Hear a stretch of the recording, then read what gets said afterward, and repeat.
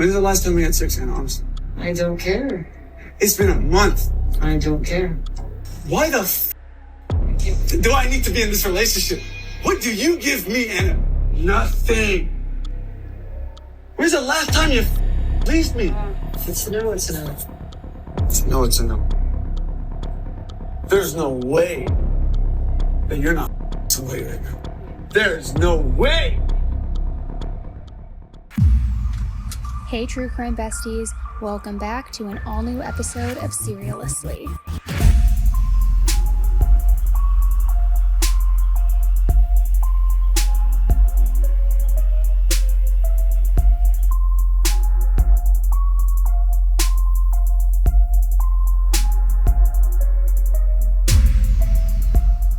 Hey everybody, welcome back to an all-new episode of Serialously with me, Annie Elise.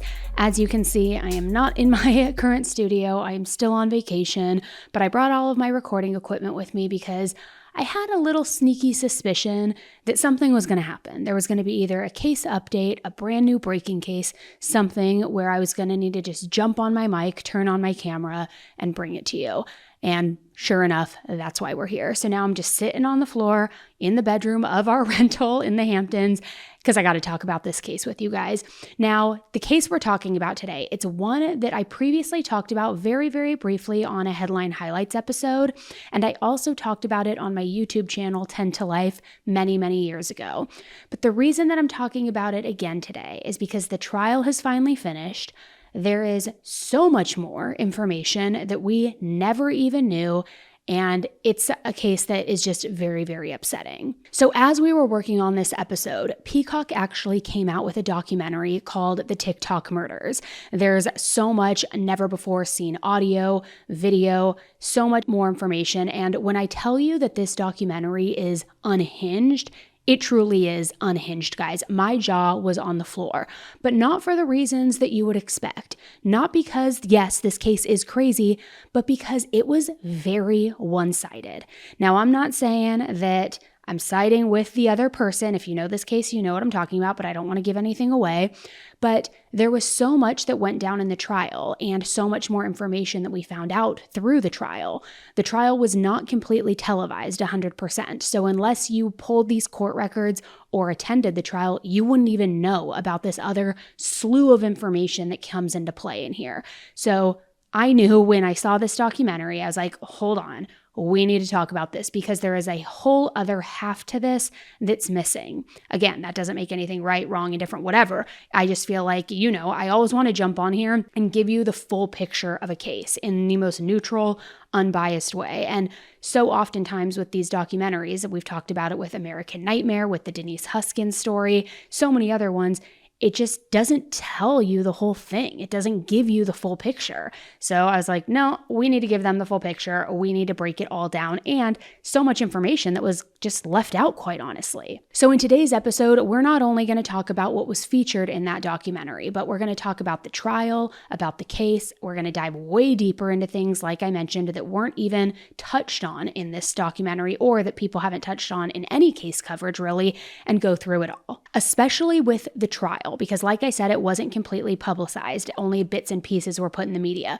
But this trial was a whole new level of unhinged. And one of the things that we love to see is when defendants testify. And this defendant is no exception. It was unbelievable. One of the craziest things about his testimony was that he was truly giving the performance of a lifetime. I mean, it was crazy. It was the biggest display of narcissistic personality that I've ever seen, just trying to sell his story. It was unbelievable. It was almost like he was trying to gaslight anybody who was watching this go down that he was telling the truth. It was like he was a master manipulator. But then, in typical narcissistic fashion, he slipped. And when he did, it got ugly. So buckle up. Let's jump right in. We have got a lot to talk about. On October 25th, 2021, police were dispatched to the Spire apartment complex in San Diego. This was after they got a call that reported hearing multiple gunshots. The witness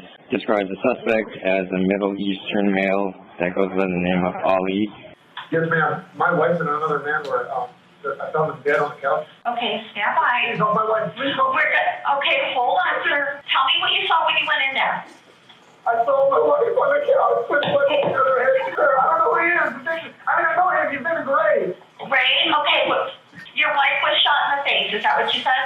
Maybe on the forehead, and he had 2 or 3 bullets in the head. When the police arrived and entered the apartment that these gunshots came from, they were met with a truly haunting and gruesome scene. There were 2 people inside the apartment, both dead on the couch. One was shot in the face and the other was shot in the head. Now, there's never been a question as to who killed them, as the suspect involved immediately confessed. However, whether it was a cold-blooded premeditated murder or a crime of passion, well, that would ultimately be up to a jury to decide. So what happened here? And even more importantly, why?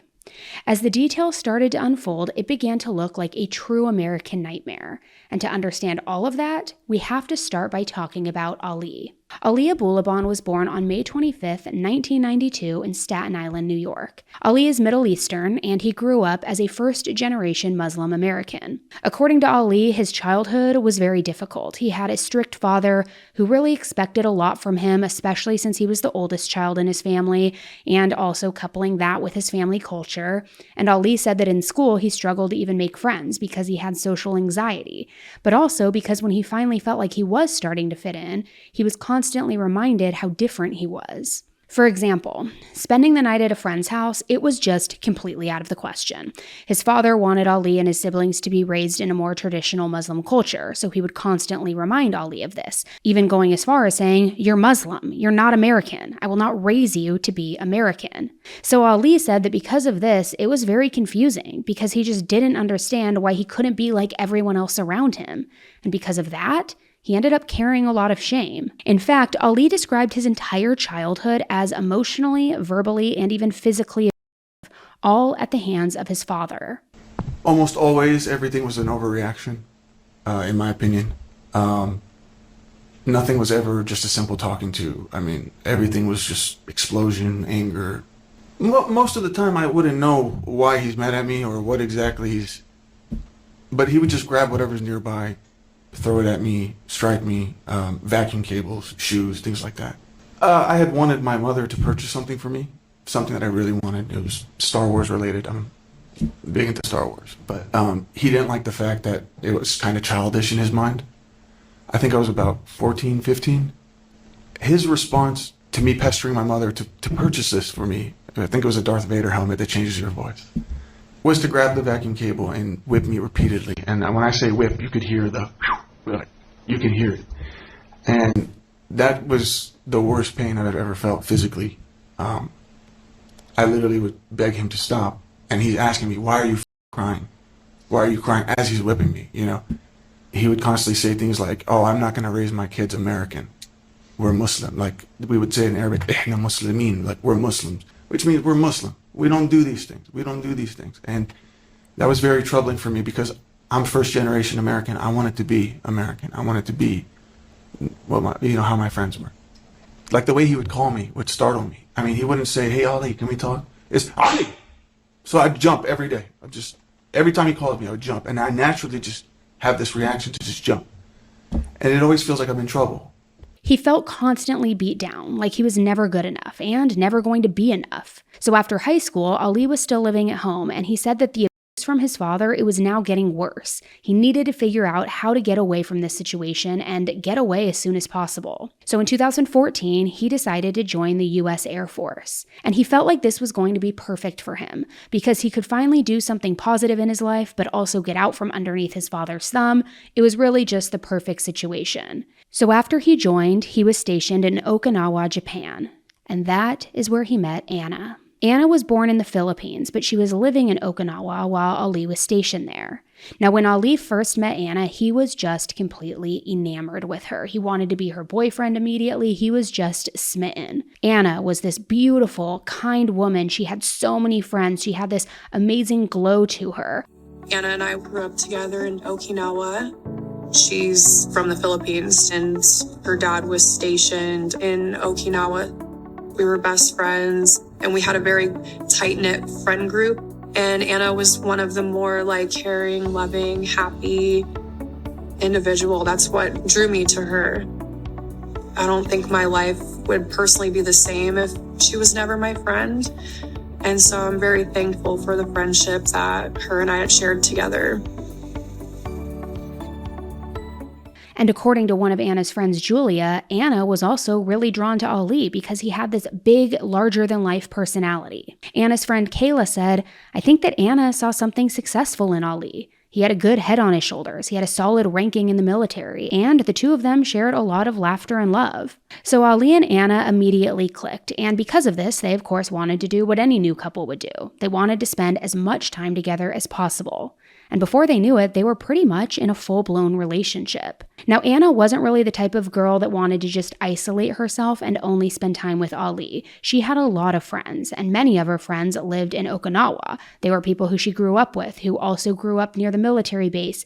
She just had these very close friendships and close relationships that were really important to her. So she really tried to make the best of both worlds, combining the two. She would sometimes want to hang out with her friends and Ali in a group setting, which is totally normal. You often want to bring your boyfriend or girlfriend around your friends, right? Mold the group, kind of become one big melting pot of friends. So they would go out to clubs, they would dance, they would do things like that. The only problem in all of this was that Anna's friends didn't really know how they felt about her dating Ali. I mean, of course they wanted to be supportive, but there were things that Ali did here and there at first that just rubbed them the wrong way. But then later on, it became obvious that these little things that rubbed them the wrong way to begin with were major red flags within Ali. It wasn't too long until things ended up coming to a head and Ali ended up getting kicked out of the Air Force. This is after he allegedly assaulted one of Anna's friends.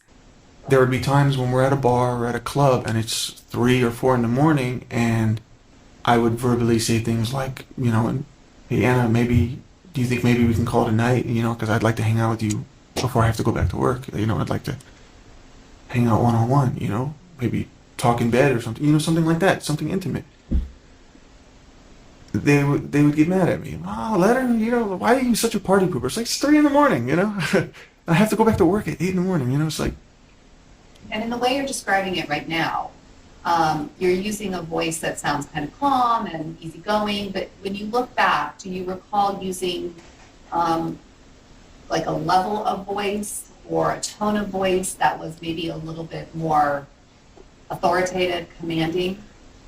Yes. To Anna, yes. I would be like, "Hey," because in the beginning I would suggest it, but then it got to the point where I was like, "All right, Anna, come on, it's time to go." Were you getting frustrated? Yeah. We heard from several witnesses who described seeing physical control and violence from you to Anna in the military. There were some general conversations about, seeing pushes and slaps and things like that, and there was a very specific incident that led to your discharge. Do you recall hearing testimony about that? So those are two different things, but yes, for the first thing about me pushing her friends. So as far as the friend saying I pushed him, I don't recall these things. Slapping. Her friends? Slapping Anna. I would never do that in public. I never did that. There were times later in your relationships where you put your... I have, yes, but I never did that in public. Let me finish my question. Sorry. There were times later in your relationship where you put your hands on Anna, is that right? Yes. There were times that you punched her? Yes. There were times that you pushed her? Yes. Yes? Yes. There were times that you maybe shoved her? Yes. According to her friend Julia, every time that somebody commented on Anna's looks or the fact of how lucky Ali was to have her, Ali would get really upset, almost like, "Don't tell me how lucky I am. She's mine, I know," and just kind of almost possessive in a way. So now, without the Air Force, Ali couldn't live in Japan any longer. And after he was discharged, he ended up going back to Virginia where his family was living. But that's not the end of Ali and Anna's relationship, not by a long shot, because Anna had a huge surprise.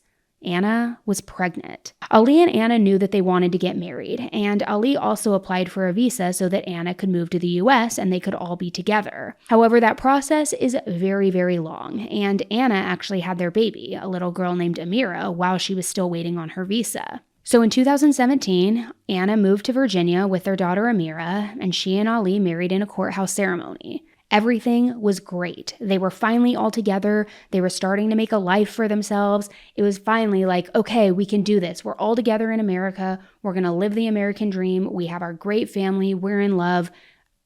amazing life ahead. Fast forward 1 year to 2018, and Ali started posting videos of himself doing these spot-on impressions of famous characters like Al Pacino's Tony Montana from Scarface, Keanu Reeves from John Wick, all these different characters. He even did Nicolas Cage, and honestly was a dead ringer, sounded just like him. Look, Dad, I know it sounds crazy, all right, but just hear me out. The map exists. All I have to do, look, I'm not stealing it, I'm borrowing it. We take it, we flip it over. If there's no map, we put it back. No harm, no foul. Don't call the cops, Dad. You wanna fuck with me? Okay. God, okay. Do you wanna play this? Okay. I believe with you. Do you wanna play off? Okay. Where the fuck is my gun? Gina, where the fuck is my gun? And impressions were one of the things that Ali did while he was growing up so that he could make people laugh. When he was in school, he wanted to fit in. He wanted to make people laugh, and doing these impressions of other people is something that really achieved just that. So in high school, Ali described himself as somewhat of a class clown. And like I mentioned earlier, according to Ali, he had some social anxiety and did have some trouble fitting in at times. He also had felt like the abuse from his father made him insecure around other men. Well, I had learned that there was a house party that I was not invited to. But one of the guys who told me, he's like, just come, dude, you work with us, just come, And I show up, and I see one of my staff sergeants sitting down. Everybody's in normal civilian clothes. This is just a party. And a couple buddies of mine that I went to work with every day. And I sat with them, I had a beer in my hand, and it had been really troubling me as to why am I not fitting in? What's wrong with me? So I said, hey, staff sergeant, can I ask you a question? He goes, sure. I was like, why does it seem like nobody likes me? And he goes, you want the truth? And I'm like, what did I get myself into? I'm like, yeah. It's because you're a terrorist. You're a terrorist, Abulaban. And then my buddies are just like, party. I felt like it was like a disc jockey. Like, the whole party just stopped. They all heard that shit. I was ice cold, man. I didn't have any words. I just got up and walked out. It was humiliating. Do you think, is that something that you'd experienced in the military given that you were Arab? Yes. I was one of the only Arab Americans in the military. So I guess in that culture, the military culture, it's people from all over the country. Some from the south, to the north, west, whatever. I noticed that in order for me to feel like I'm bonding with them, I had to allow them to make fun of my race. They had to call me Arab or Bin Laden, or, I had to allow those things in order to, So he knew that once he could make people laugh by doing this, they would start liking him. So now, as an adult, Ali thought that maybe he could take his comedic talents and turn it into a career, this internet celebrity or social media influencer, that kind of thing. So Ali started off on Instagram and YouTube, and he used the username Jinnkid. He posted tons of funny impersonations, posted videos of himself just being goofy, and he started getting this same attention that he did when he was back in school, when he was younger. People liked him. They thought that his content was funny, and he quickly started to build a following, which felt like he was immediately fitting in with the masses. But then entered TikTok, and this is where Ali really began to shine. You know why I pulled you over today, son? Coño, man, now you're son. Your respect, okay? Hey, chill out, dude. I caught you speeding on the freeway, license and registration. The only thing you're gonna get from me is an ass kicking, okay? So get the out. All right, fair enough. A lot of you have been asking me how to do the Tony Montana impression. I'm gonna try explaining it. So, it's really deep in the throat, so start with the sound. It helps to do the face too. Then you talk normally. Hey, how'd you like that? I always know one day I come in here, the United States. One of the hard parts about Tony Montana is not only do you have to be able to do the voice, but you got to know how he says certain words. If you didn't grow up watching the movie like I did, it's going to be pretty tricky. But for me, I just picked it up. So I could say anything. Coño, man, my stomach is bubbling. I'm going to go take a shit. It's going to be the nicest shit you've ever seen in your life. So what's this about? You heard of what happened in my home? I got no idea who you are. In my home! In my bedroom where my wife sleeps, where my children come and play with their toys. In my home. Hey, who the fuck you think you're talking to, huh? Why'd you take a killer wife and two kids? Long time. Me, I want what's coming. Oh yeah, well, what's coming? The world, Chico. And everything in it.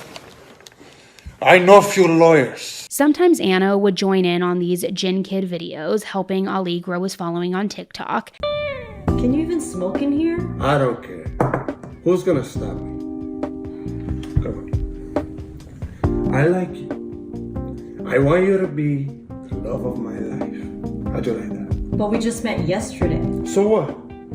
What's the problem in that? And as he gained more followers, he began sharing bits and pieces of his personal life too, just giving off the vibe that everything in their relationship and their life was perfect. They had internet celebrity, they were in love, she would join in on the videos. What more could anybody want? By 2020, he had millions of views, and he eventually ended up getting verified on Instagram, which is when you get that little blue checkmark thing. And Ali felt like that blue checkmark was a big deal for him as a creator. He felt like it would surely open doors to different brand collaborations, different auditions. He felt like he was going to be able to make a full-blown career out of his passion.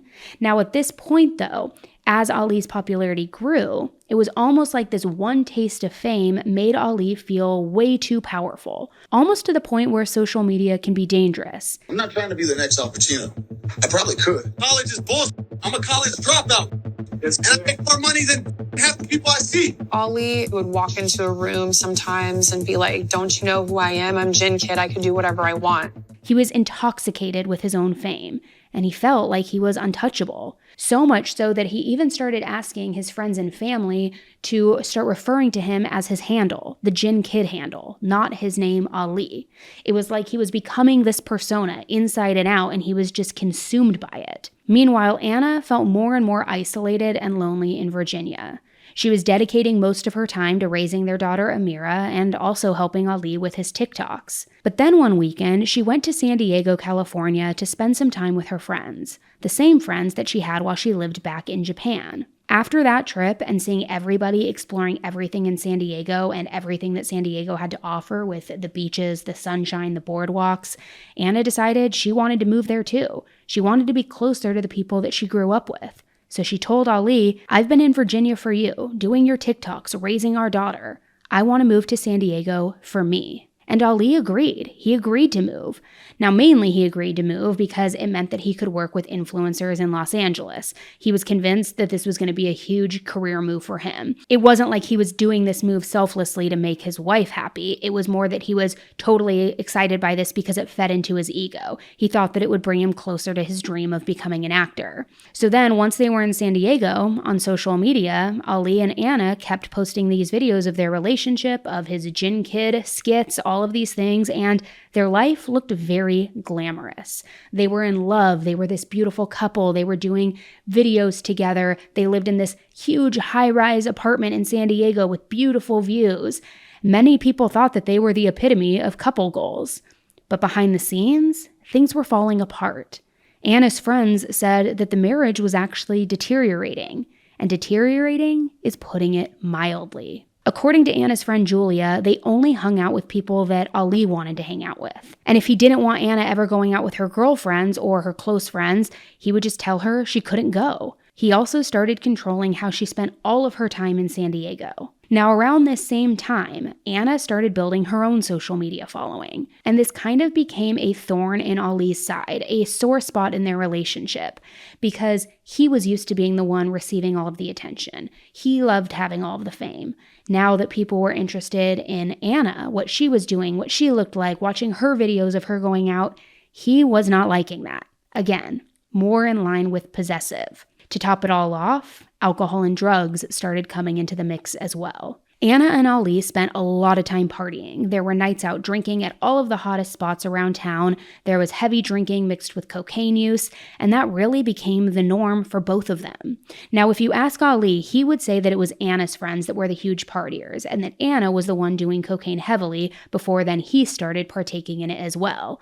Now, other people will say, no, he was the driving force. He always had a bag of cocaine on him. But from all accounts and what we will get to later with the trial, it seemed like they both were using drugs recreationally, together and apart. Now, regardless who the driving force was or what's 100% true or not, ultimately, Ali began to heavily use cocaine. All the time. It wasn't just when he was out partying or in social settings. He would literally just be ripping lines while he was home by himself. Now, around this time, Ali's behavior also took a dark turn, which is to be expected when there's drug use at play. His jealousy and his possessiveness over Anna heightened, and he started abusing Anna, both physically and emotionally. But what's crazy about this is his insane behavior started spilling over onto social media because he would record almost everything. He would record private conversations. He would secretly record things. He was recording him venting on social media, and he was just airing out all of his dirty laundry to all of his followers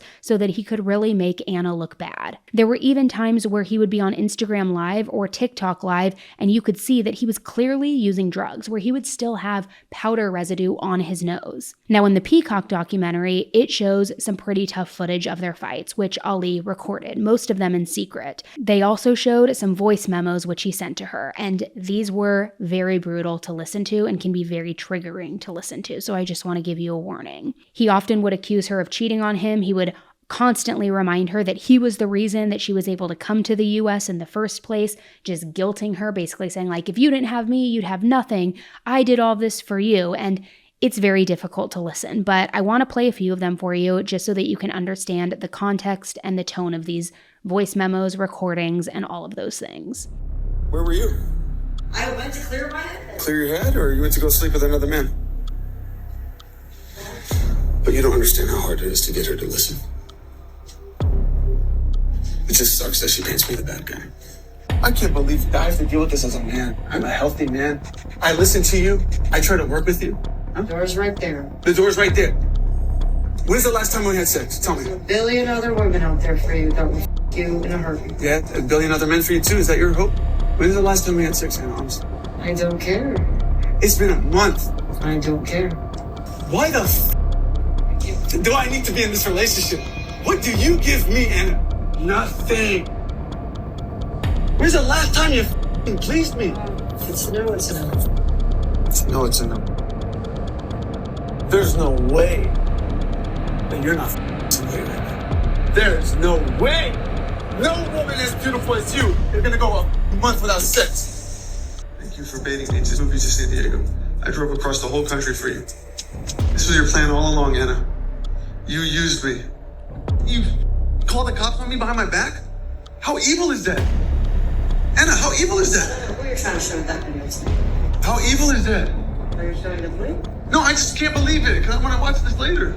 Look at me in the face and tell me you don't love me. I don't love you. Look at me. I don't love you. I don't love you. Sorry.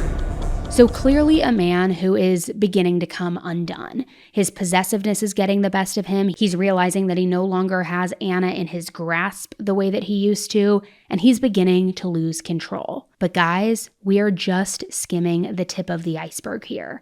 There is so much more, and it gets so much worse, and we're going to get into all of that as soon as we take a quick break to hear from our sponsors in today's episode. It's finally summertime, and I am planning on having a good summer. I want to feel my best. I want to have like glowy skin. I want to feel good when I'm going to the pool, the beach, hiking, whatever I'm doing. So I'm taking my Seed DS-01. Seed's DS-01 Daily Symbiotic, it benefits your gut, your skin, and your heart health in just 2 capsules a day. For me, my routine is taking Seed every single morning when I wake up as part of my everyday routine because I want to make sure that my day starts off right. Your gut is a central hub for various pathways through the body. And a healthy gut means benefits for digestion, skin health, heart health, your immune system, and so much more. I've noticed a difference in my skin. I am telling you guys, it is clearer, it is glowier, and I just feel better.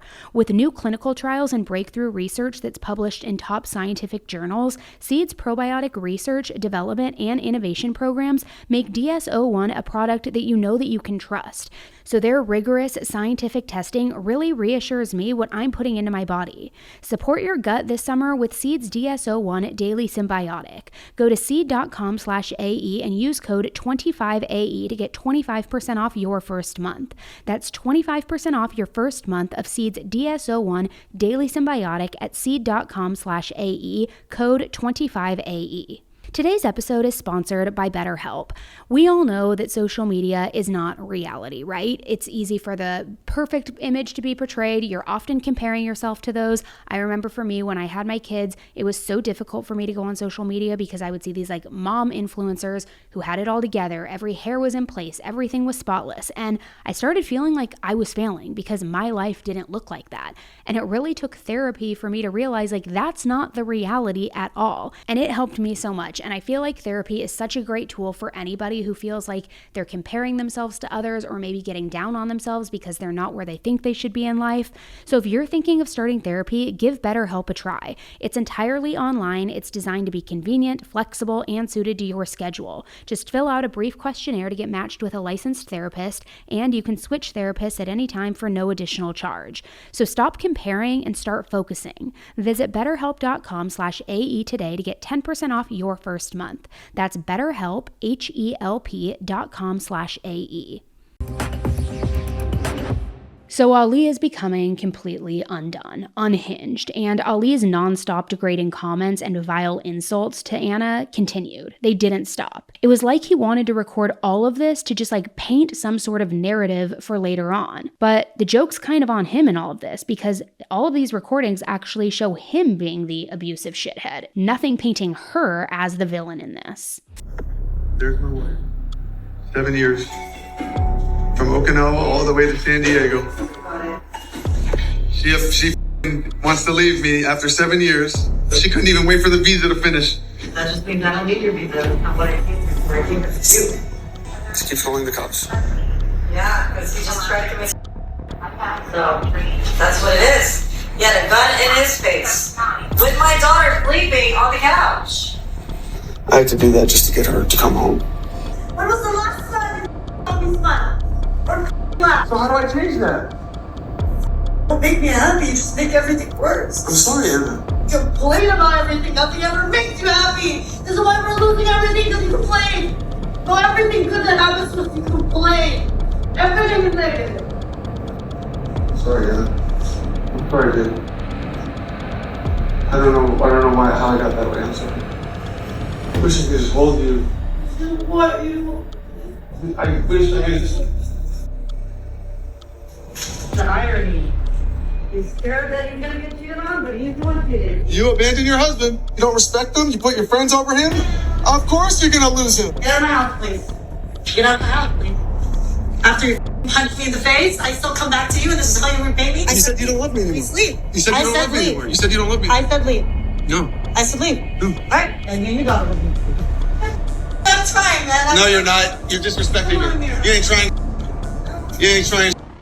Things ended up getting so bad that Anna even called Ali's mom at one point. What's your mom? Why do I need my mom? I just need him to leave because he... Why do you always go back to him? Yeah, what do you want me to do? Put him in jail? I'm not trying to put him in jail. I'm trying to remove him from my house. Whatever it takes. If you feel like your life is in danger, put him in jail. She's not in danger. What the are you guys talking about me like I'm some monster? She's not even giving me a chance to get my marriage back. How does he have a chance when he does cocaine every night still? He lied. And so he's gonna stop doing it. You need to walk away. Please, come here. I don't want to lose my wife. If another man touches her, I'm gonna go crazy. But despite her efforts, nothing was seeming to work, and Ali kept getting more and more violent. So eventually, Anna started calling the police. However, Ali would immediately change his tune and act like nothing ever happened once the police got there. I bring her to this country on a visa. She's Filipino, man. So somebody has to be the bigger person. What you don't want to happen is she alleges that you hit her, we have to arrest you, and now you have a arrest. Isn't that fucked up? It's a woman's world, man. I gave everything to her. I brought her to the country. Now some other gonna be touching my woman? I don't think so. Then, as soon as the police would leave, Ali would just go right back to treating Anna like all over again. He was forceful, violent, scary, and the truth was, Anna was trapped. He practically was holding her hostage. Not to mention, they still had a young daughter together. Anna was trying to protect her. She was trying to shield her from this. She didn't feel like she could just escape. And I forget the exact statistic, but I believe it takes people usually 8 tries to escape a domestic violence relationship. 8 times trying. So she was trying to use resources. She was trying to call his parents. She was trying to get away, distance herself, but things were just getting worse. So finally, without having many other options and not sure what to do, Anna ended up posting to her social media. She posted a selfie video with text over it saying something along the lines of, when you're in a toxic and a marriage for 7 years and you find out that he cheats on you in your own home. Now, it was a good move for Anna, I will say, in the sense of reclaiming her voice. She was putting him on blast. She was telling the world what was going on. It was a clear outcry for help. But the problem with it was that his internet persona was everything to him. So now that this video was online for everybody to see, everybody who was following and invested in both of their relationship and their personal careers, it was a huge dent to him, to his ego, to his potential career move. He became infuriated. And like I mentioned earlier, Anna appeared in many of Ali's videos on TikTok and Instagram. So he felt like he was the reason that she even had followers to begin with. Like nobody would actually like Anna on her own or anything like that. So to him, he saw this post as her trying to turn his, quote, fans against him. So he totally and completely flipped out on Anna, and he made her remove the post immediately. I didn't cheat on you. You betrayed me. And I f***ed a girl in Miami, too. And I f***ed a girl in LA. I've been f***ed all day. Because you deprive me of sex, you paint me a bad guy, you disrespect me, I'm f***ing everybody. I am the best man you ever met. And you're the dumbest I ever f***ing devoted my life to. I worked so hard to build my platform, and turns out the one closest to you is the one that tries to destroy it. So the toxicity in their relationship continued. But then finally it reaches a head. And one day, Anna decided she has had enough.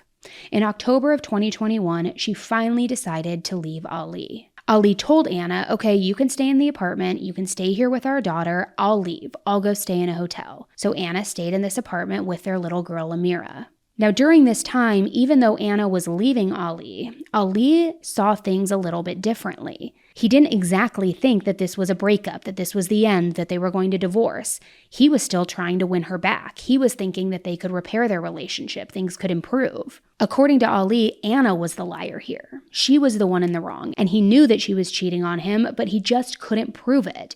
He says he couldn't prove it because she would constantly lie about it. She would hide it. But in reality, Anna was trying to escape Ali. And he could not wrap his head around that fact. Not at all. He couldn't accept it. He couldn't understand it. And he just outright refused to believe it. So at this time, Ali was still trying to get Anna back. He said that he was trying to make things up to her and that one day he even ordered a bunch of groceries to then be delivered to the apartment so that it would make Anna and Amira's life a little bit easier.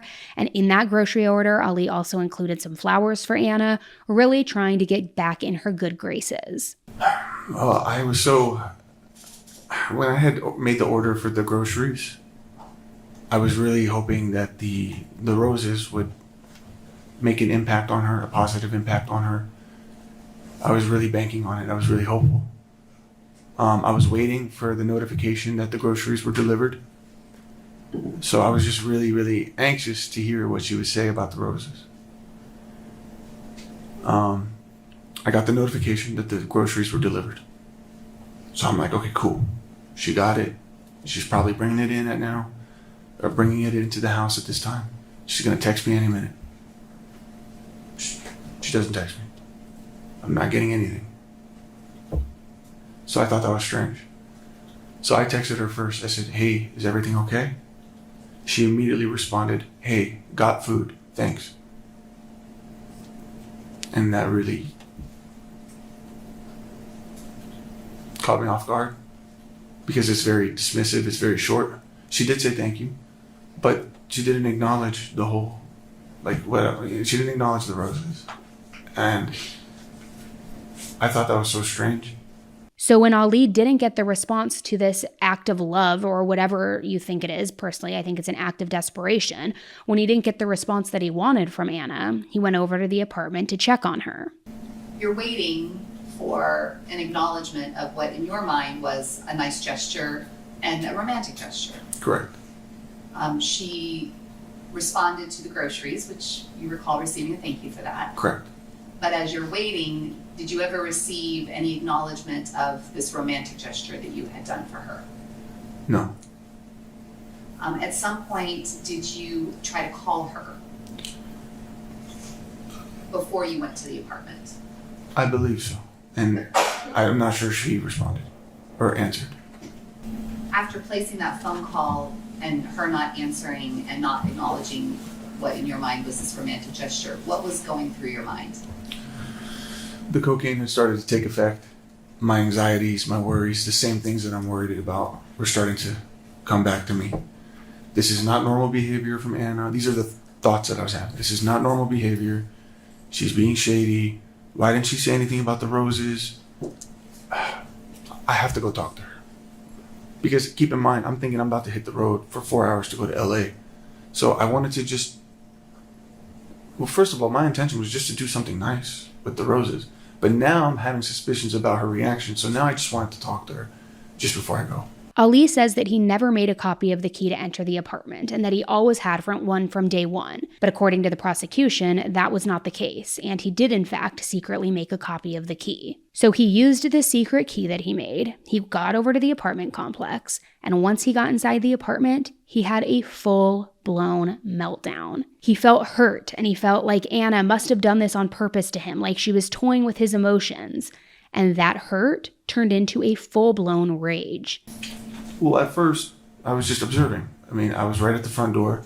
I immediately noticed all the groceries were on the counter, including the milk, that she had not even taken the time to put it in the fridge. And the first thing I see is my roses, or the roses that I sent, on the counter, and they're crushed by this like mini luggage makeup kit that she had, this makeup bag. That makeup bag doesn't usually leave her vanity. She does it in front of the vanity mirror. So for me to see my roses crushed like this, and her makeup bag right on top of it still open, I'm trying to piece this information together. I'm thinking, okay, first of all, she didn't give a shit about the roses. Second, her makeup bag is here. It's open. So that tells me she's quickly putting her makeup on to go see somebody. That's how I interpret it. At first, I wanted to see where she, well, I asked her what she was doing. I had not let her know that I was in the apartment. She said, I'm at home, stupid. You obviously were at home and you knew that she was not home, is that right? Right. This was the first time that she had blatantly lied to me with my knowledge. And that set me off. When you say it set you off, what do you mean? I knew in this moment, she's a liar. And she's lying to me. And my suspicions are skyrocketing. And now I'm just like, at this point, I knew I can't believe anything she's telling me. Do you remember calling her on the phone? I did. Was that before or after you made this recording in your apartment? I think it was before, and that's why I was trying to bring this up. Okay, so when you made this phone call, what were you saying to Anna? Where are you? You're not home. I'm home. You're at Dunkin' Donuts? Like she said she was at Dunkin' Donuts to get iced coffee. And then I remember asking, give me a pan of like the car. Let me see if there's anybody else in the car with you. No, I'm not doing that. Couldn't it have just been that she didn't want to tell you where she was? Why in your mind did you immediately jump to, she's not telling me where she is, this means she's cheating? I mean, the cheating thing was going on. I mean, the suspicion of that she's cheating on me has been going on for months. And I'm constantly, one minute I'm thinking it's happening, it's prevalent, and then sometimes I just brush it under the rug. Maybe I'm just crazy. And then again, I start to think. And then sometimes she'll tell me something, and I believe her, that she's not cheating on me. So the whole cheating thing, it's just been going on for so long. Like the whole me suspecting that she's cheating, it's been going on for so long. So that's, of course, going to be my first conclusion. I started rummaging the apartment. I started throwing some stuff, some of her stuff away. I threw away her makeup. I smashed some of the groceries.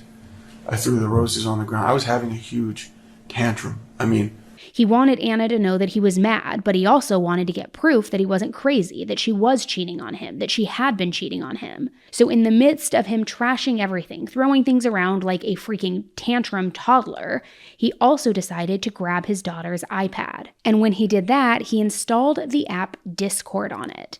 Now, if you're unfamiliar with Discord, basically it's a messaging app. Ali said that he had a Discord channel for his community of followers so they could talk, things like that, which I have one for mine. It is kind of like a group chat that you can have rather than needing to share your personal phone numbers, and it's just a way to have privacy but always be connected. But also one of the things that you can do on Discord is you can create a voice channel. It's basically a phone call, but imagine that anybody can click in and join this call, similar to like a three-way phone call from back in the olden days. I'm dating myself, I know. But instead of 3 people, as many people can join as you want. So once you're in that voice call, anybody who joins can hear you, just like they would if you were on the phone with them, unless you're muted. So Ali set up a voice channel on his daughter's iPad, and he activated it. So now, Ali could join this voice channel from his phone, his computer, or whatever device wherever he is, and he would be able to hear anything that was going on inside that apartment. Ali decided that the best place to put the iPad was underneath a piece of furniture. That way, if Anna was having sex with anyone or in close proximity with anyone, he would definitely know. So after a little time passes, Anna ended up coming back home, and she saw that her apartment was completely trashed. She called her friend Julia to vent, to tell her everything that was going on. She knew that it was Ali who did it, and she said that she wanted to clean up the mess before her daughter Amira got home from school because she didn't want her daughter to come home to be confused, wonder what was going on. So she asked her friend Julia to go pick Amira up from school so that Anna could clean up this mess. Anna also mentioned in this call that she was planning on finally getting a restraining order against Ali. So she asked Julia to pick up Amira from school so that she could deal with this mess, and then she decided to also call another friend named Rayburn. She called Rayburn so that he could come over and help her. Now, Ali had always been jealous of Rayburn because Rayburn had made a comment apparently a while back about Ali being so lucky to have a beautiful wife like Anna, and that never sat right with Ali. Remember, he didn't like when anybody paid compliments about his wife, if anybody was showing interest, so he never really liked Rayburn from the jump. When we moved here, I used to cry to you. I didn't want you to be close to Ray. And what do? You party with him. Now, as a side note, in Ali's own words, he said that he actually had a crush on Anna when they first met, but at the time, Anna was already with another guy named Sean.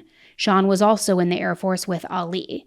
Ali said that Anna's friends would always bring Sean up, and it seemed like they liked Sean more than they liked Ali.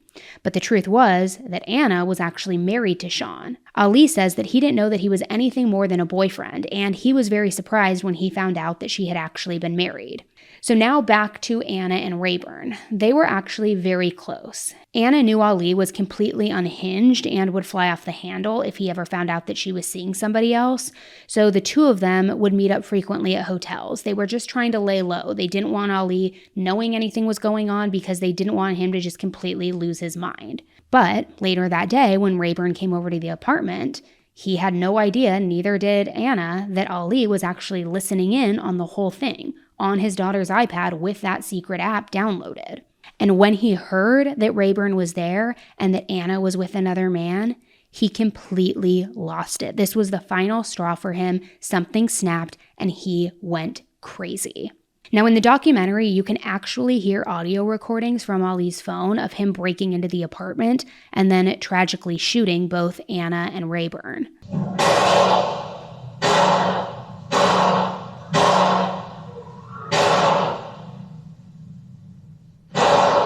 After the shooting, Ali runs out of the apartment and he calls his mom. And in this phone call, he says to her, "I killed her. I killed Anna." I just like the bird to everyone else. I just like the bird.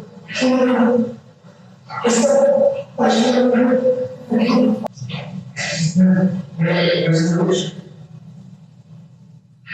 don't know. I killed her. I'll see everyone else. I'm sorry. Then he went over directly to pick up their daughter Amira from school, and he got there before Anna's friend Julia could get there to pick her up. Now, luckily, he was soon pulled over on the freeway and he was arrested, but he had a lot of live ammunition in the car with him. He had the gun still with him. I can't help but wonder if this would have turned into a situation where it was a murder, where he either tried to flee with his daughter or could have snapped even more and killed her and then himself. So I am just so thankful that he was pulled over swiftly and then he was arrested. 5 hours later, he ended up confessing to the murders, and he was charged with 2 counts of first-degree murder, along with a gun use allegation and a special circumstance allegation for committing multiple murders. And this is where things become unhinged, because Ali talks about what he did and why he did, but his responses will literally send a chill down your spine. So we are going to get into all of that in just a quick minute after we have our final break to hear from our last sponsor. It is summer, warmer, sunnier days are calling, and you can fuel up with them with Factor's no prep, no mess meals. Meet your wellness goals in time for summer thanks to the menu of chef-crafted meals with options like Calorie Smart, Protein Plus, and Keto. Factor's fresh, never frozen meals are dietitian approved, and they are ready to eat in just 2 minutes. So no matter how busy you are, you will always have time to enjoy nutritious, great tasting meals. For me, I pop one in anytime I'm at the office. It is so easy. I can eat quickly before recordings, but it is so delicious. I know it's good for me. I absolutely love it. With 35 different meals and more than 60 add-ons to choose from every week, you will always have new flavors to explore. And keep kitchen time to a minimum. Factor meals are ready in just 2 minutes, so there's no shopping, no prepping, no cooking, no cleaning up. It is amazing. Make your day delicious from breakfast to dessert and stay fueled with easy, nutritious options. Treat yourself to restaurant-quality meals that feature premium ingredients like filet mignon, shrimp, and even blackened salmon. Head to factormeals.com/AE50 and use code AE50 to get 50% off your first box plus 20% off your next month. That's code AE50 at factormeals.com/AE50 to get 50% off your first month plus 20% off your next month while your subscription is active. factormeals.com/AE50. As someone who talks about some of the darker aspects of life on this podcast, I am really excited to share something that aims to make the world a happier, better place. Because on July 16th, 2024, we are celebrating National Make Someone's Day. This thanks to our friends over at Client Giant. This day is all about spreading kindness and fostering a culture of care within our communities. Imagine the impact of a simple gesture like a heartfelt note, a thoughtful gift, or an act of generosity rippling through our lives, making the world a little bit brighter. Client Giant, the leader in automated client care, makes it easy to participate in this special day and beyond. Their platform is actually pretty insane, guys. I mean, they exist to automate thoughtfulness for businesses who are looking to take care of their clients and their employees on a routine basis and in an authentic way. And every single little surprise looks like it's coming from you, not them. And they are a ghost in the process. You do nothing but just look like the rock star who never forgets a birthday, all of a sudden is known for sending gifts for no reason, and consistently celebrates moments that matter to the people who are ultimately responsible for keeping your business, well, in business. And no, I'm not talking about these lame logo-branded mugs or trinkets that go just directly in the trash, because you know I always will tell it like it is. Companies need to wake up and realize that swag is not a gift. That's advertising. Client Giant delivers authentic gifts and experiences that people love, and all with the convenience of set it and forget it automation. And with all-inclusive pricing, there are no hidden fees. When I say that they handle everything, I mean everything. Gift curation, messaging, timing, shipping, live tracking, you name it. There's a reason why Fortune 500 companies depend on Client Giant for their client care and for employee happiness. And this company's mission statement is, if you have the power to make someone's day, you would be crazy not to.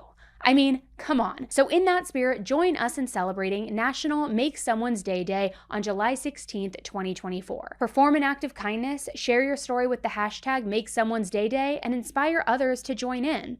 And remember, with Client Giant, you have the power to make someone's day every day. For more information, visit clientgiant.com/makesomeone'sday.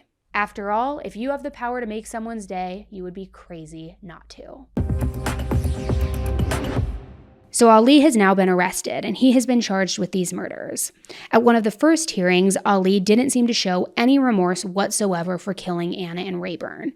And at one point, he even called Anna a bitch after he heard evidence that she had invited Rayburn over to her hotel. Anna inviting Ray over to the hotel that she was staying at. I'm sorry, this is news to me. The judge tried to calm him down, but Ali flipped out completely. He started yelling, "You think I wanted this? For my 5-year-old daughter? Who the f*** are you? I'm f***ing her. My life is destroyed."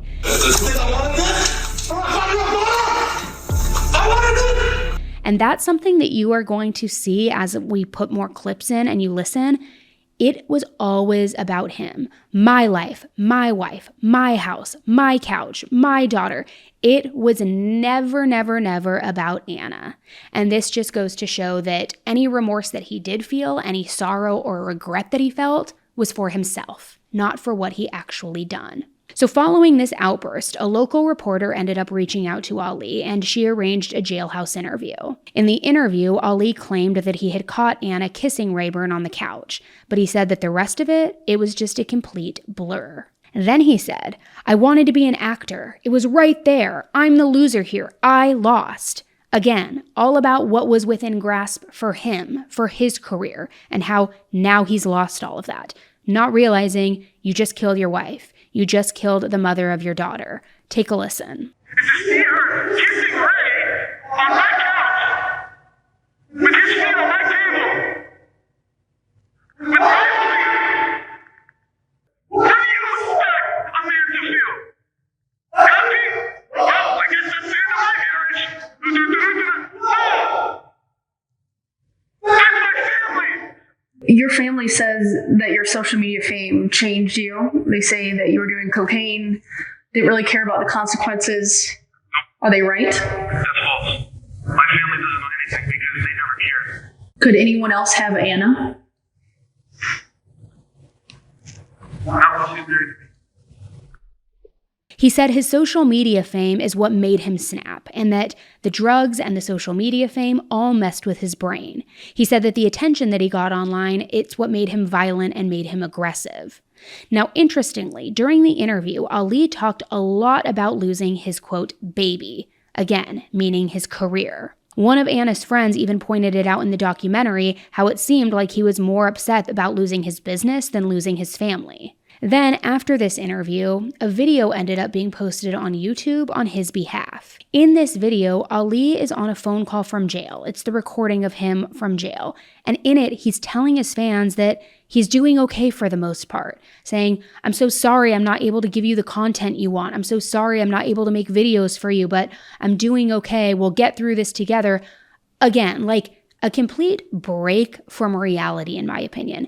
That's what you want to put out as a public statement, an apology to your followers saying, "I'm so sorry I can't give you more content." Bro, your content wasn't even that good. I mean, okay, the impressions were pretty good, but like, you're not Tom Cruise. You're not John Hamm. I don't know why I said John Hamm. That's the first name that came to mind. But like, you're not this like elite actor. You were doing TikTok videos. So then to feel like, what is the level of being a narcissist, I'm wondering, to make you feel like that needs to be your first public statement? An apology to your fans, not to your daughter for taking away her mother, not to your family, not to Anna's friends or her family, to your followers. Like, get a grip. So when the trial began in May 2024, prosecutors aimed to prove that the murders were premeditated. However, Ali's defense attorneys had a very different view on things. They argued that Ali had acted in the heat of the moment, basically saying this was a crime of passion, and Anna pushed Ali to the brink. That's why he broke. In the defense's opening statement, Ali's attorney argued that Ali was psychologically vulnerable when he heard Anna and Rayburn on that app that he installed on his daughter's iPad. Then, because of that, he went over to the apartment and, quote, "all judgment and reason flew out the window. Ali was in the passenger seat of his body, not in control, not in his right mind, but he instead overcome with so much intense emotion, simply out of his mind." Anna knew Ali well. She knew his underlying vulnerabilities. She knew his insecurities about his mental illness, his drug addiction, and his own chaotic upbringing. She used these and she weaponized them against him. Ali's testimony made a lot of people online feel very conflicted too, very conflicted about whether any of this was true or not, or if it borders on victim blaming. He admitted to punching and pushing Anna on various occasions, but he said that he never even acted like that before they moved to San Diego from Virginia. And that's going to be a theme here.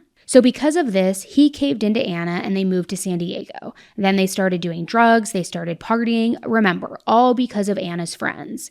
He says they were the ones that fueled this lifestyle, which then left him susceptible to mental health struggles and really ultimately played a role in his mindset when the shooting happened. Before the murders, Ali said that his marriage had developed into a continuous series of arguments and accusations of infidelity on both sides. He said all of this was then exacerbated by cocaine, which he says was pretty much a full-blown addiction for him, and that cocaine is what made him violent. When recounting one particular event, he said that one time Anna said that she slept with one of his friends. So because of this, Ali punched her 3 times in the face. But he also said that Anna was the one that punched him in the face 3 times before he was even awake. I woke up and I hear giggling. I hear a man laughing. And then I hear Anna's voice. And I'm half asleep and I'm just absorbing all this. And then immediately I'm like, oh my God, that's Anna. Oh my God, who's that man? Who's that man? Oh my God, there's a man. I'm saying this out loud to myself, freaking out. I mean, I feel like I caught Bigfoot or something. Like, you believe he's there, but you don't have the truth. But then now there's this evidence, and it's just like I'm freaking out. I quickly put my pants back on. I gathered my keys. I grabbed my Coke. I started to do a couple bumps because I knew, okay, there's a man in my house. I need to be focused because I want to be in the zone here. You know what I mean? Because I was still half asleep. So I was just slamming back some Coke and yeah. How much Coke do you think you did in that moment? I want to say 4 or 5 bumps consecutively. When you said that you got up and kind of were gathering your things and put on your pants, at this time, were you always carrying your gun on your holster on your belt? I had been for the last few days. Is there any particular reason why you were doing that for the last few days? Well, I'm a concealed carry permit holder in the state of Virginia. So yes, I used to wear regularly concealed every day. But that doesn't apply here in California. However, when I had moved out or when I left the apartment on the 18th, all my expensive belongings were in my Jeep. My Jeep, my iMac computers, my personal property, it's all there laid out in the open. The windows are not tinted. So I wanted to carry concealed in the event that I found a break-in or a robbery or something like that. I'm already like freaking out, high out of my mind. I'm already amped up. I'm driving over 90 miles an hour in an attempt to hurry up and get there so I could hopefully catch it before it happens or, stop it with my presence because I just didn't want it to happen. I was hearing, I heard that they were making fun of me. He was like, did Ali make this mess? I didn't know who he was. He's like, did Ali make this mess? She says, yeah. And he bought me these cheap ass flowers. Let me just tell you, when you hear your wife talk shit about you to an undisclosed man, that is fucking painful. And this is while I'm driving 90 miles an hour, already like freaking out. But then what happened was the voices stopped. Suddenly there was silence. And I'm like, what? Why don't I hear anything? Why'd they stop talking? Next I start hearing R&B music playing. When you're on your way up in the elevator, what are you thinking? I'm thinking, oh my God, she's probably having sex right now. I wonder who it is. Hurry up, we gotta get up there. They kept stopping on floor after floor after floor, and I'm trying to stay calm, and I don't want to startle anybody. I put a smile on my face. I'm thinking that like this is happening right now. I need to like get there so I can at least hopefully try to prevent it from happening with my presence, or get there before it happens. Because you knew that you put the iPad with the Discord channel on in the bedroom, as you're coming up and getting ready to go into the apartment, what are you expecting to find when you open that door? Well, I put it in the bedroom because I was trying to catch them having sex. So when I heard their voices loud and clear, my mind thinks they're in the bed doing whatever. So I thought that by entering my apartment, I would have that little leeway from the front door to walk to the bedroom. I thought I'd have that cooling off point to be like, okay, I don't know what I'm about to see. Just calm down. I thought from the front door I'd be able to just kind of bring myself together a little bit. I'm like prepped to hear moaning and just very disturbing things. When you got off the elevator, what happened next? As you can see, I was in a hurry to get in there. I didn't even wait for the door to open. I was running. I used my key card. The only thing I had in my hand was my key card. I opened the door. I barged in. I was immediately startled. I stopped right in my tracks like a deer in the headlights. They weren't in the bedroom. They weren't having sex. They're right there, cuddling on the couch. Well, at first, I saw Anna. I couldn't see who the man was because she was kind of leaning forward a little bit to see who's at the front door. So I see Anna, and then the man leans his head forward. He leans his head forward, his eyebrows arched. I immediately identify him as Ray, and he goes, like, what's up?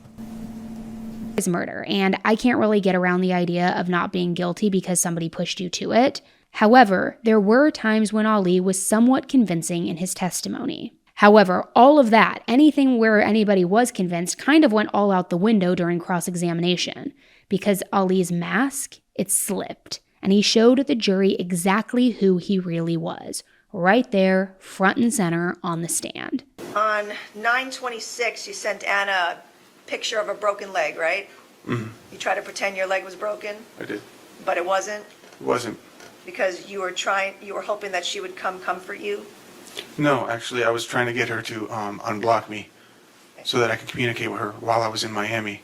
So you're lying and sending a fake photo to try to get in touch with her, right? I've had to do many extremely weird things to just try to get Anna's attention, yes. Yeah, and you would often say that you wanted to hurt or kill yourself to get her attention, right? That actually was something I considered. But you would do that to get her attention, right? I would do that because I'm not getting a response, and I felt like I wasn't being heard. Right. Anna sent you multiple text messages at the end of September that she was done with you, right? She had done that a lot. Message exchange with your cousin Anthony Elias where you said I'll kill him, right? Right. And you said I'll beat his ass, right? I wasn't talking about anybody specifically. Right. But when you said I'll kill him, you meant that, right? No. Because 3 weeks later you did that, right? Any man that Anna was with, you wanted to kill, right? Jesus Christ. No. You asked Anna, does that mean I'm your man? And she said, and no, Ali, right? Okay. Right. You know about all these text messages, right? I'm seeing him here, yes. Right? But this is what Anna was telling you in October, right? Your Honor, can I have her removed in the audience, please? I don't know who you are. Her name is Elise Juco. She's from the friend group. She's been taunting me every single time. All right, first of all, What she told you was, you're Amira's dad, you know, we grew up together, we have a connection that way, but I am not in love with you, right? Right, but But that's what she told you, that's right? what she said. She says things like that, yes. Okay. Just like I say, oh, she's a life or whatever. But we say things to get under each other's skin. But then our actions show differently. Okay. You mentioned that you made a couple of notes in your phone about not hitting Anna, right? Like about not wanting to hit her and to respect her and love her, things like that, right? Yes, Why would you need to make notes to remind yourself not to hit your wife?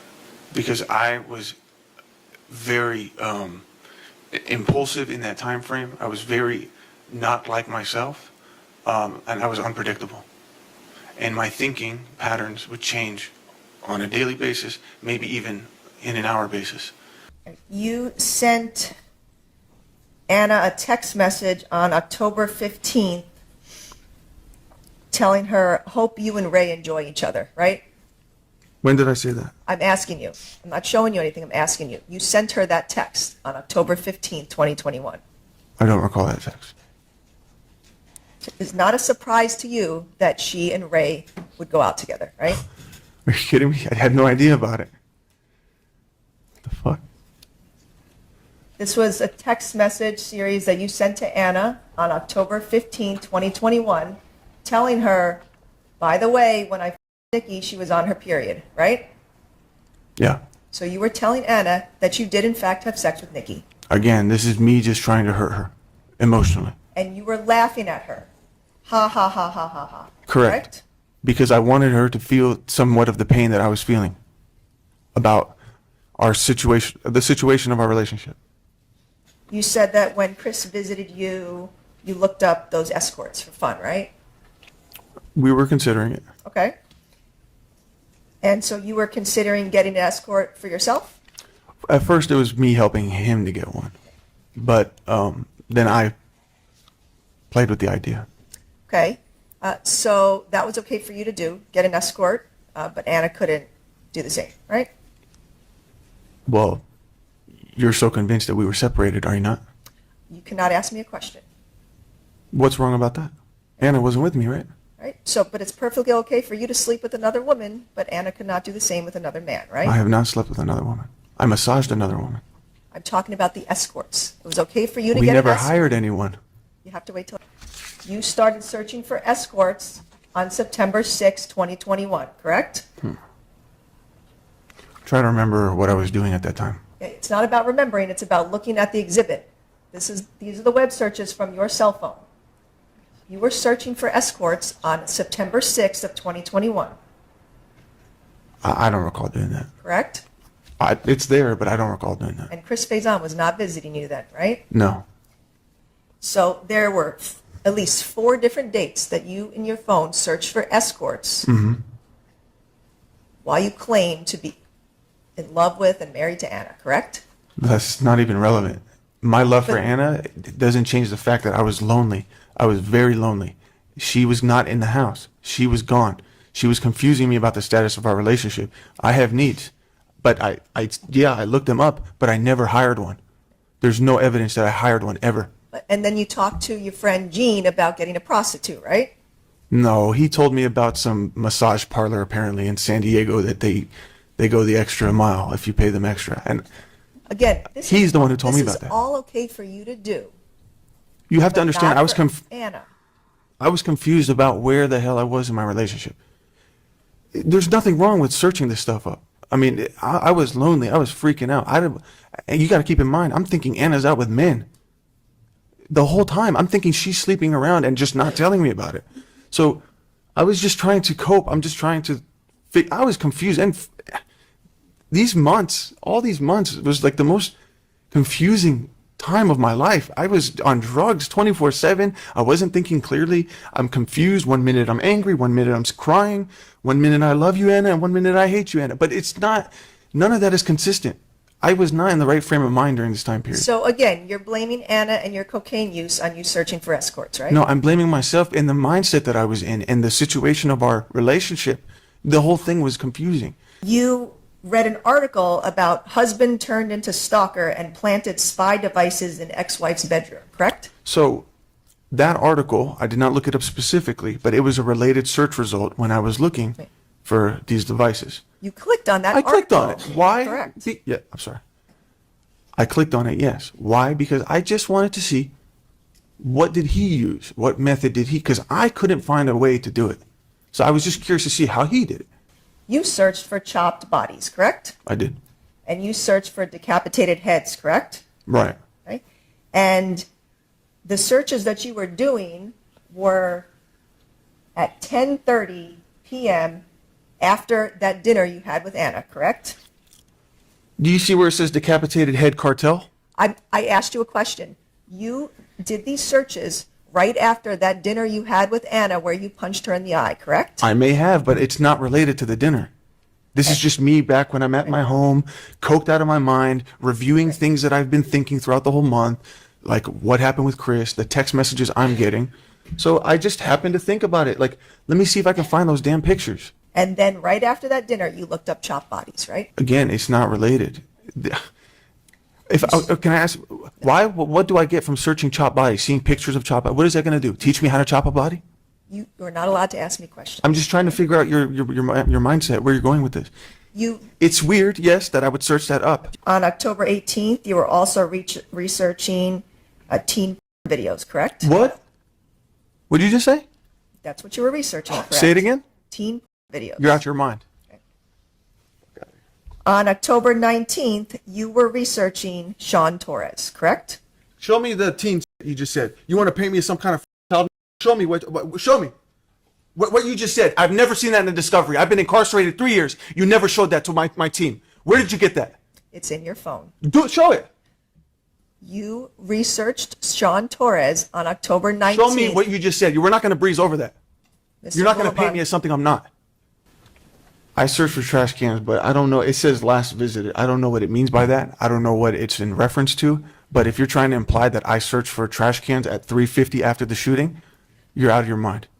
Okay. Because after the shooting, I was on the road the whole time. But you understand that that's UTC time, so those times are 7 hours later than the actual time you searched, correct? See, that's very manipulative because I did not know that that's UTC, and I'm sure people in here didn't, because that says I looked at it at, 3:50. So Mr. had I not said anything just now, you probably wouldn't have pointed that out. You probably would have made it seem like I did that immediately after the shooting. I would not have done that. I did look for trash cans, but it was not at 3:50 p.m. I'm not saying it was. Why? I'm sure you would have if I had not said anything. You admitted multiple times during my questions of you that you have lied, correct? No, I didn't. Oh, well, I've lied to Anna. I've never lied on the stand. See how they twist things? That's crazy. You racked the gun again after you fired the first shot, correct? I heard it. I don't remember doing that. But you did that, correct? That's what happened. You did not need to rack your gun because there was already a bullet in the chamber, correct? That's correct. You racked it to intimidate your victims, correct? If I'm trying to kill them, why am I trying to intimidate them? That doesn't make no damn sense. What do you want to go? What do you want to say is happening here? That I'm processing these thoughts and feelings. How did she betray me? Or did I just happen? It just happened. There is no intimidation. There is no. I didn't even know that they were seeing each other. I didn't know that that was going to happen. It just. I saw it. My gun's in my hand. I racked it because there was no bullet in the chamber. And then I racked it again after the first shot. Are you holding it to the side or straight up? No, I'm not a gang member. I don't shoot that way. I had it like this. You only shot Anna and Ray in their head and in that direction, correct? That is false. There's a shot. There's one of them that entered his trap, his neck area. I did not aim for these things. This is just where the bullets ended up. And there's a few bullets that hit the wall.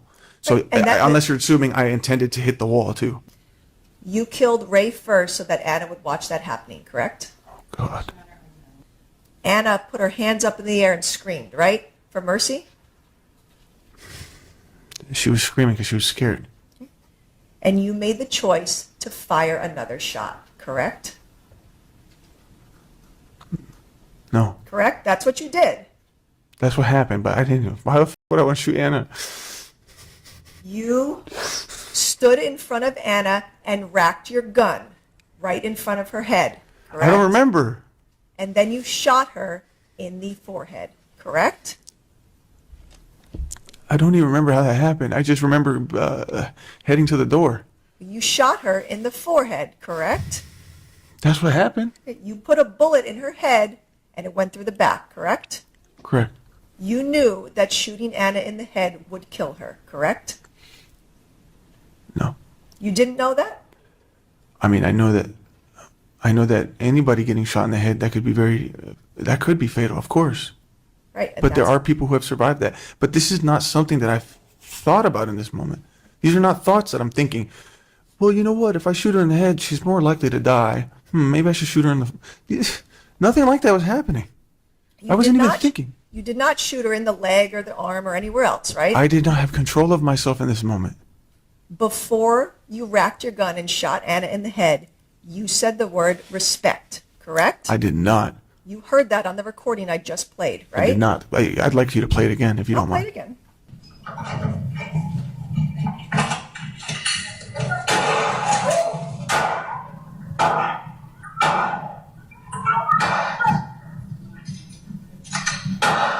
You heard that word respect, correct? I didn't hear anything.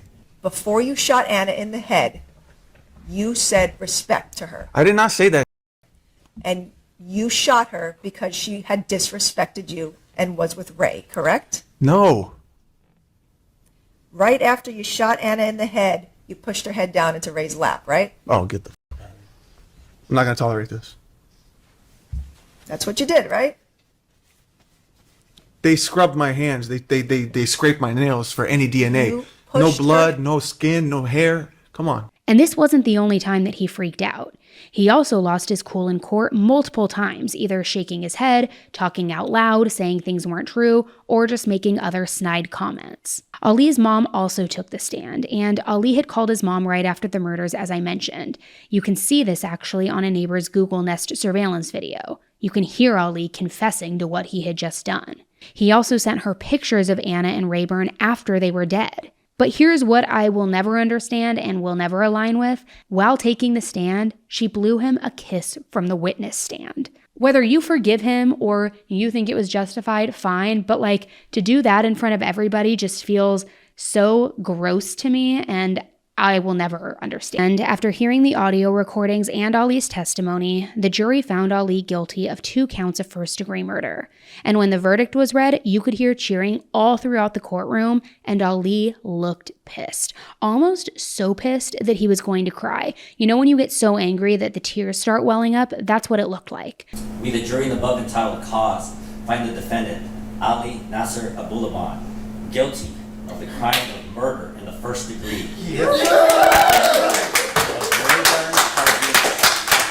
Silence. Nothing.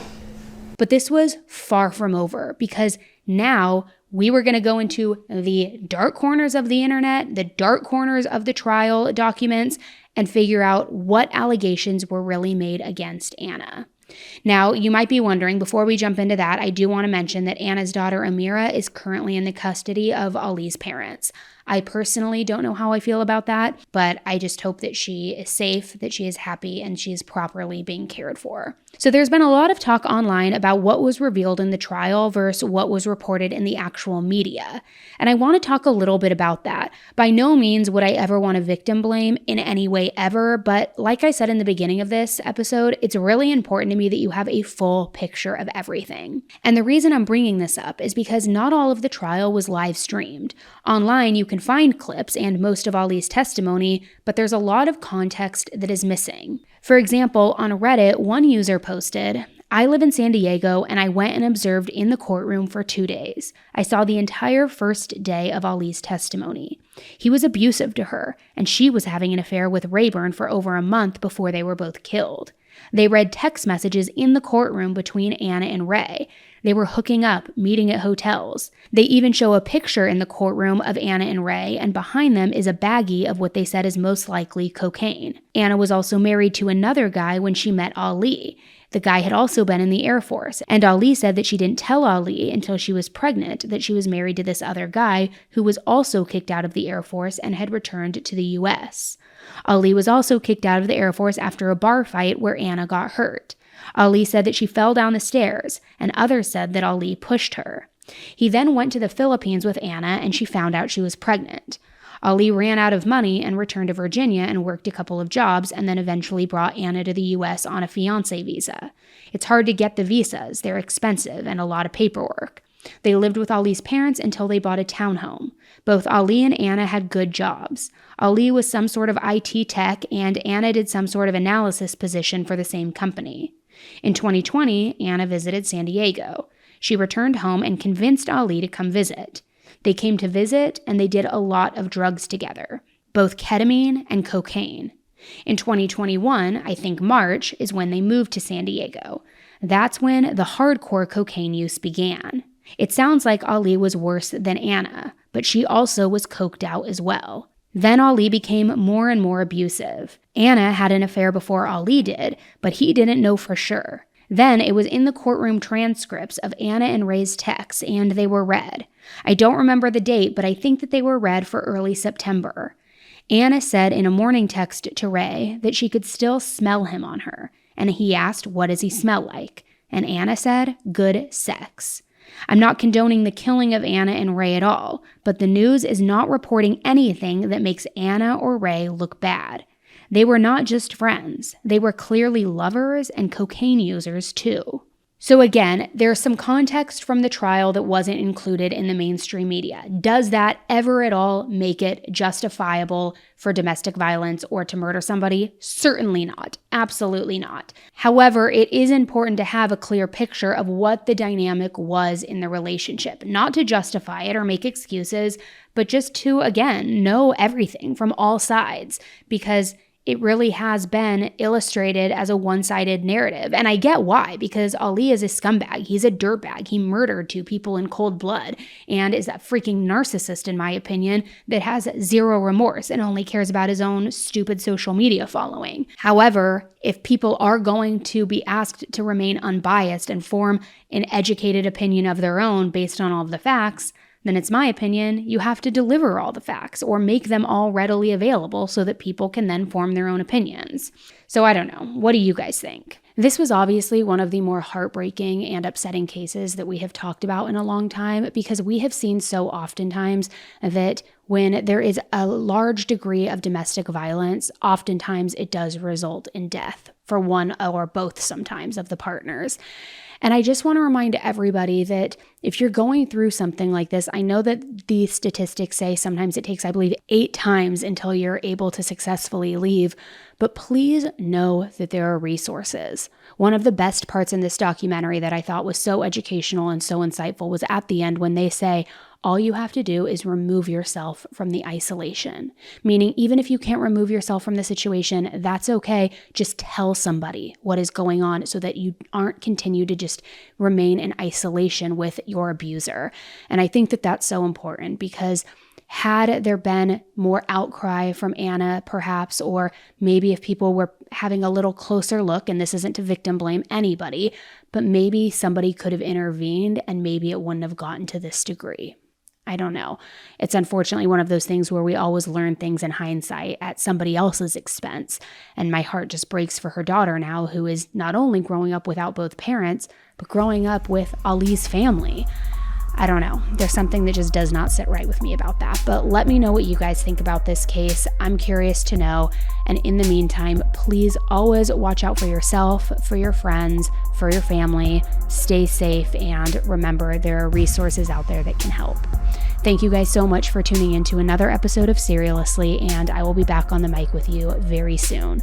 Until then, please, please, please stay safe. Bye.